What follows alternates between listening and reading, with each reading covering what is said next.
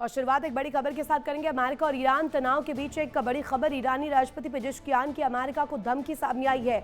युद्ध में हम पीछे हटने वाले नहीं है। पेजेश्कियान की तरफ से बहुत क्लियर कहा गया है, ना पीछे हटेंगे ना सिर झुकाएंगे, ईरान लगातार लड़ता रहेगा। यहाँ पर यह पक्ष सामने आया है। तो पेजेश्कियान की तरफ से ये इस वक्त अभी तक का सबसे बड़ा स्टेटमेंट।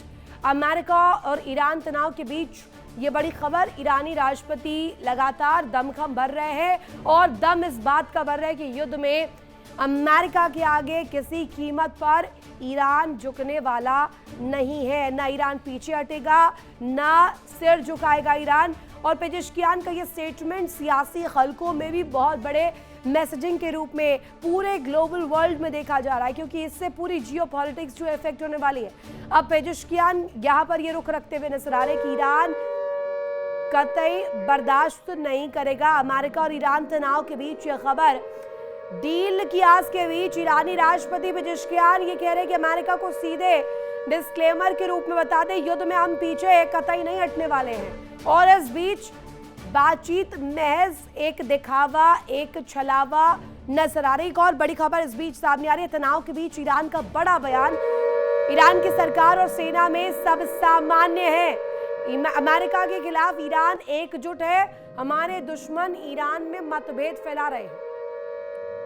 यह खबर इस वक्त सबसे ज्यादा अहम हो जाती है, क्योंकि तनाव के बीच ईरान का यह स्टेटमेंट पूरे सियासी हलकों में सबसे ज्यादा रणनीतिक पैमाने पर तोला जा रहा है। दो बड़ी ब्रेकिंग्स इस वक्त स्क्रीन पर।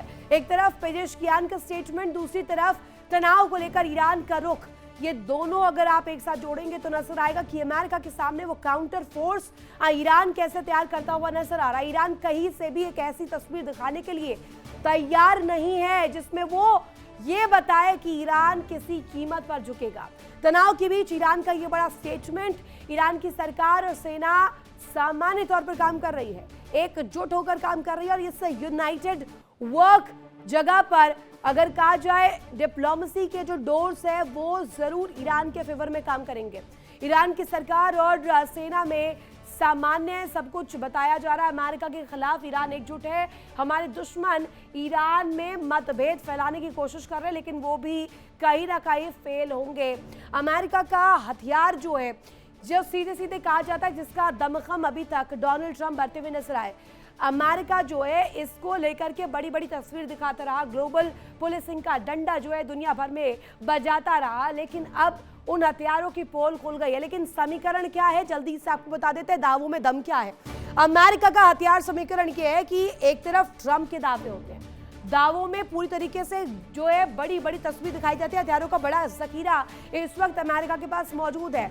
बड़ा डिफेंस बजट अमेरिका का है। मिसाइल स्टॉक पर दबाव इस वक्त लेकिन बताया जा रहा है। रिपोर्ट्स में ये बड़े सवाल उठ रहे हैं कि अब अमेरिकी एजेंसीज इसको लेकर वर्क ऑन कर रही कि क्या अब हथियारों की कमी अमेरिका के पास हो चुकी है।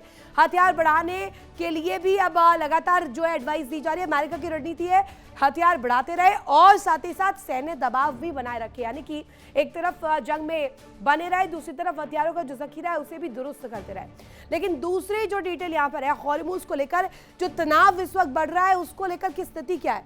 ईरान की नौसैनिक गतिविधि जो है वो सबसे ज्यादा दिलचस्प कड़ी खोलती है। अब आप समझेंगे, जिसमें धमाकों की आवाज जब दहलती है, धमाकों की आवाज जब गूंजती है हॉर्मुज में, तो पूरी दुनिया की अर्थव्यवस्था पर बड़े प्रश्न खड़े होने शुरू हो जाते हैं और हॉर्मुज पर इसीलिए तनाव बढ़ता हुआ नजर आता है। तेल सप्लाई पर बड़ा खतरा मंडरा रहा है। साथ ही साथ आपको बता दें दुनिया के बाजारों पर इसका असर पड़ रहा है। यही मैंने सबसे इंपॉर्टेंट कड़ी आपको पहले बताई कि अर्थव्यवस्थाओं पर किस तरीके से बड़ा डेंट लग रहा है।